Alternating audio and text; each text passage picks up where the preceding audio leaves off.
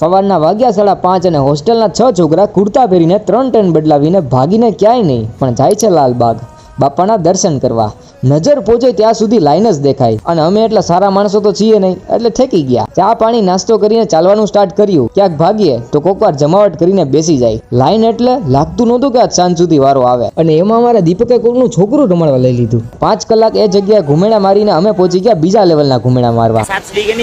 જોયું તો અહીંયા સંગીત ખુરશીની રમત ચાલતી હતી. લોકો સીટી વાગે એટલે ભાગે અને પછી પાછા બેસી જાય. 4 બિસ્કિટ અને કટક બટક તો કર્યું. આ જો ચાંદીના દાણા. અને આ જગ્યાએ પણ 4 કલાક થયો અને હવે આવે છે મેન લાઈન. પણ અહીંયા ટ્રાફિક એટલે હલી ના શકો. અને હવે ફાઇનલી બાપાના દર્શન થયા અને ભાઈ રૂવાડા ઊભા થઈ ગયા. માંડ વિડીયો બનાવ્યો એટલે તમે પણ દર્શન કરી લ્યો. 12 કલાક પછી ચરણ સ્પર્શ કરીએ એનો આનંદ જ કંઈક અલગ છે. સવારે 7:30 વાગે આવ્યા હતા, અત્યારે 7:45 વાગ્યા. ગણપતિ બાપ્પા